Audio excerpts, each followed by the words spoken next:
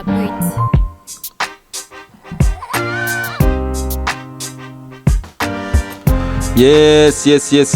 rero iyi ni waka podcast. Umuntu ZELENSKY, umuriro ukomeje kumwakana, reka tubirebere hamwe muri iyi podcast kubera ko ibintu bikomeje gufata indi ntera. Ubushize mu kiganiro cyashize twari twaganiriye kuri Stiani, uyu nguyu akaba ari Chief of Staff wa Stoltenberg, uyu nguyu uyobora NATO. Stiani rero akaba yari yavuze ko Ukraine nibishaka kujya muri NATO igomba guhara ubutaka abarusiya bafite, noneho igice gisigaye kikajya muri NATO. Ibingibi bikaba byarahise byamaganwa cyane na Ukraine ku munsi wakurikiyeho, ku munsi w'ejo. Ku munsi w'ejo nibwo nabonaga Stiani ngo arimo kuregreta cyangwa se arimo gusaba nk'imbabazi ku byo yavuze, ariko nanone avuga ko uwo waguma ari umwanzuro ntiyabikura mu myanzuro. Nuvuga ngo uwo mwanzuro yatanze yasabye imbabazi ko yabivuze, ariko anavuga ko mu myanzuro nawo waba umwanzuro. Nukuvuga ngo still ni umwanzuro. Kandi nkuko nabibabwiye, uyu ni Chief of Staff wa Secretary General wa NATO. Nukuvuga ngo niba yaranabivuze ni ibintu bivugirwa muri NATO, bakavuga bati ibintu biri kubera muri Ukraine biratunaniye, aho bigeze noneho reka Ukraine ijye mu masezerano. Ibi ngibi rero nyuma ya Stiani, murabizi ko uyu Stiani ntabwo abivuze wenyine, aje akurikira Donald Trump mubizi ko yavuze ko afite igisubizo cy'intambara mu masaha 28. Uyu Donald Trump akaba yaranavuze ko ashaka ko bose bahagarika gupfa, abarusiya bahagarika gupfa n'abanya-Ukraine bagahagarika gupfa, ko ikintu cyose igihe cyose yagerera ku butegetsi yahita hamagarira abantu bose kujya ku meza y'ibiganiro. Kandi kujya ku meza y'ibiganiro nyine ni Ukraine kurekera abarusiya uduce ifite. Nayo mpamvu Ukraine yari yateguye contre-offensive, nuko yabonaga ko igihe cyo kujya ku biganiro kizagera. Iravuga iti rero kugira ngo tujye mu biganiro tumeze fresh, nuko dukubita abarusiya tukabambura biriya bice bafite, tukazajya mu biganiro dufite ijambo tumeze neza. Noneho niyo twavuga tuti urese aguma aho ari, tuzaba dufite ibice binini.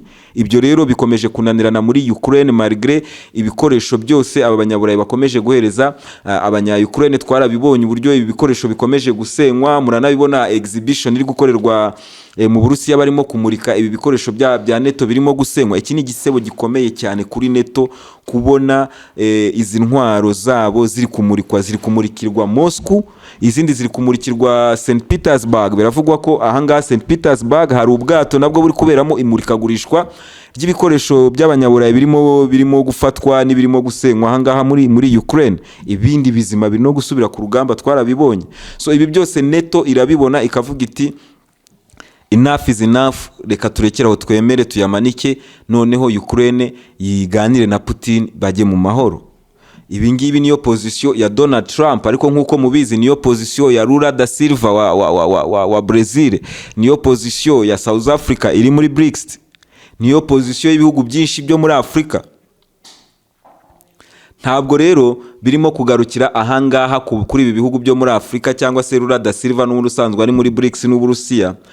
Ejo ku munsi w'ejo noneho Nicolas Sarkozy nawe yatangaje ku kiganiro yakoranye niba ni The Guardian, ntago ndi kwibuka neza, ni ikiganiro yakoranye n'itangazamakuru. Aratangaza ati Ukraine igomba kureka ubutaka abarusiya bafite, noneho tukakagira agace kaburanwaho n'impande zombi. Nuvuga ngo intambara ihagarare buri wese abagumye aho ari, noneho aka gace abarusiya bafite kajye kuri stat ivuga ngo na agace kaburanwaho n'impande zombi.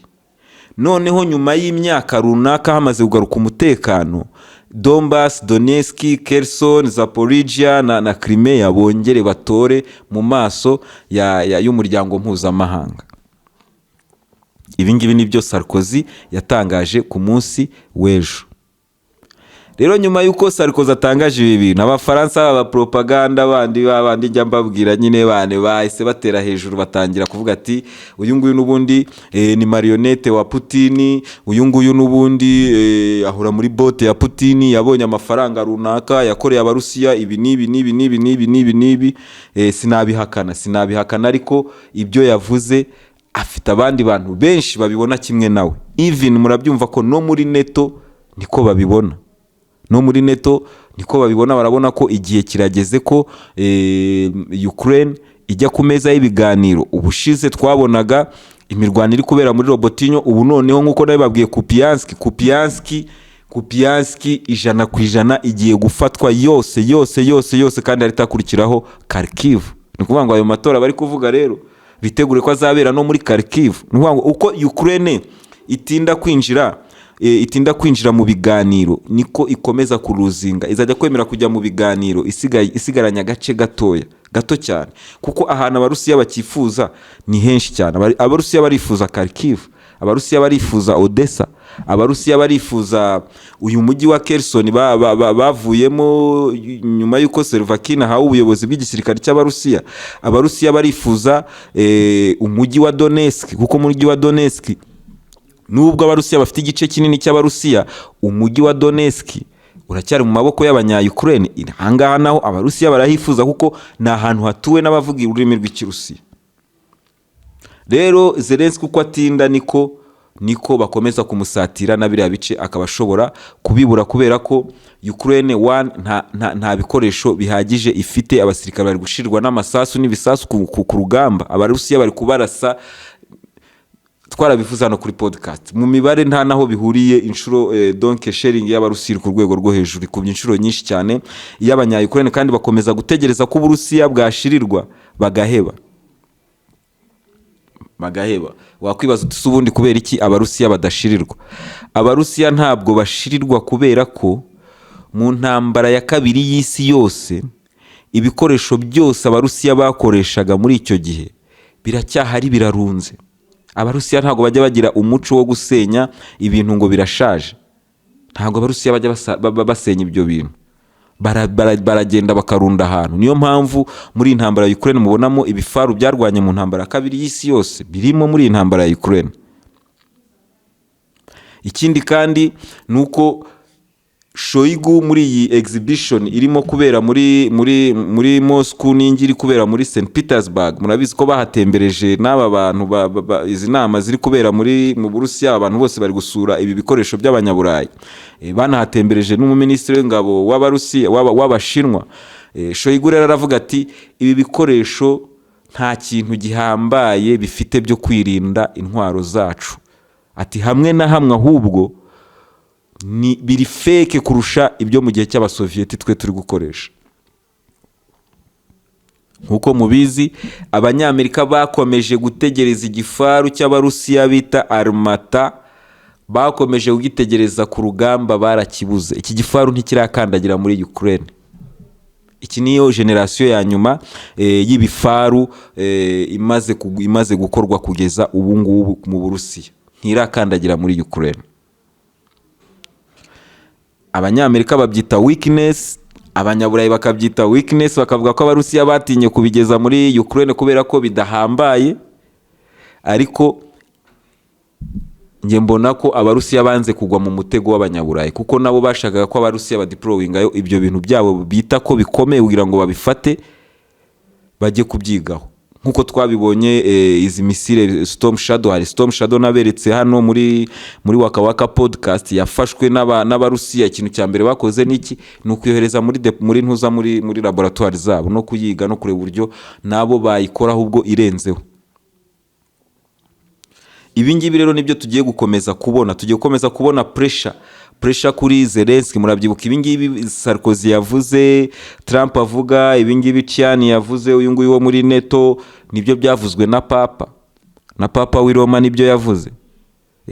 Ibyo rero bizakomeza kuba pressure cyane kuri Zelensky kugeza ubwo azemera kujya ku meza y'ibiganiro, cyangwa se NATO. Nkuko nabibabwiye, NATO murayizi, NATO ishobora no gukura mu nzira Zelensky kugira ngo hajyeho umuntu witeguye kuba yagirana ibiganiro na Vladimir Putin, kuko NATO nayo ifite agatego ishaka gutega Putin. Akangaka ndagira ngo mukumve neza mukiteho.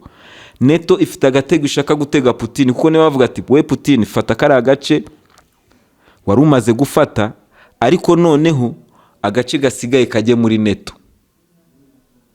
Muri kubyumva? Ni ukuvuga ngo ako gace gasigaye kazaba gashobora kudeployingwamo ibikoresho biremereye bya NATO, kazaba gashobora gutabarwa na NATO igihe cyose kagirana ibibazo n'Uburusiya. Ibyo ngibyo sinzi ko Abarusiya babyemera. Nanone wakwibaza uti se aka gace kazabanza kemerwe ko ari ak'Uburusiya mu rwego mu mategeko mpuzamahanga, noneho bemere ko boda z'Uburusiya mu rwego mu mategeko mpuzamahanga zihindutse, hagiyemo turiya duce twose twabo, ahandi akaba ari Ukraine nk'igihugu kigenga kidafite icyo kiburanaho n'Uburusiya. Ibyo ngibyo rero niwo mutego nge mbona NATO ishaka gutega Vladimir Putin, ariko nawe si umuswa. Putin si umuswa, iyi NATO arayizi cyane.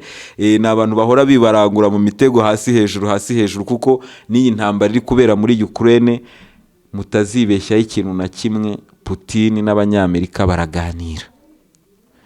Buri umwe wese azi aho atarenza.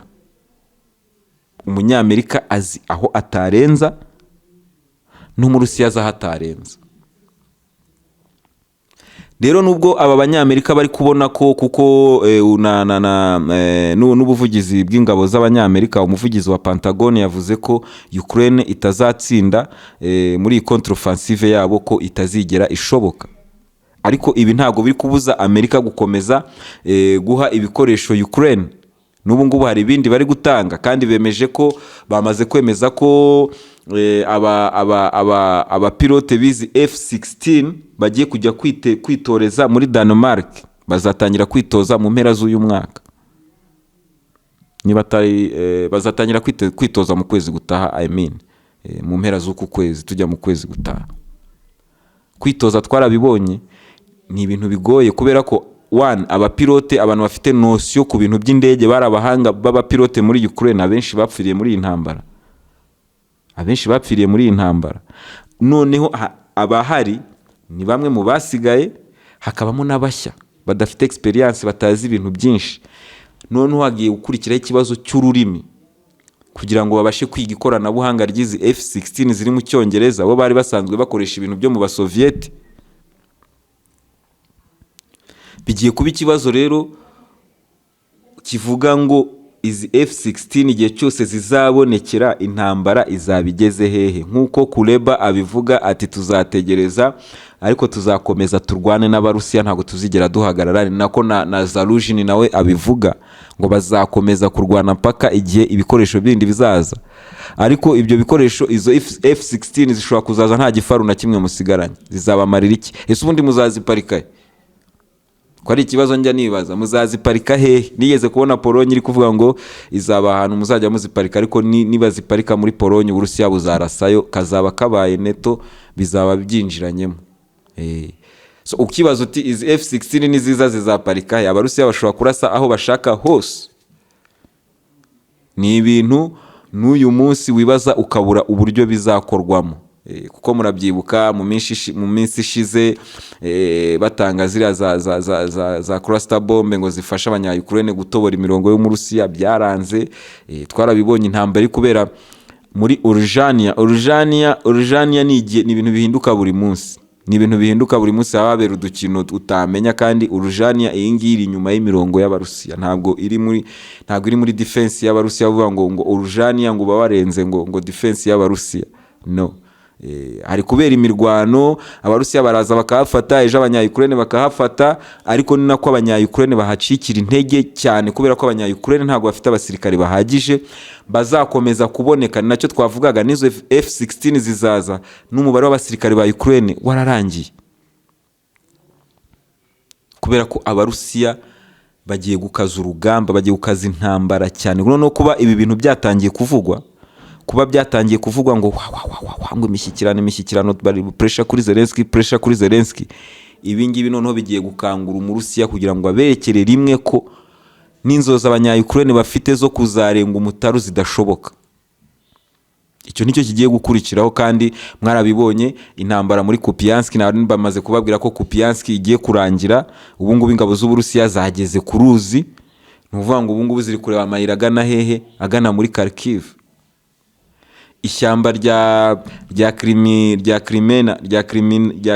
ishyamba rya Crimea, iri shyamba naryo ni 50-50, abarusiya baba barifite, ejo bakaba badafite igice kimwe ariko baba barifite, kandi n'abanyayukurene niyo bagiyemo bahiramo ko abarusiya bazanye tekinike yo gutwika ishyamba. Niko intambara imeze. Ikindi kandi wamenya gikomeye cyane ni ubutunzi Vladimir Putin azungukira muri utu duce yamaze gufata.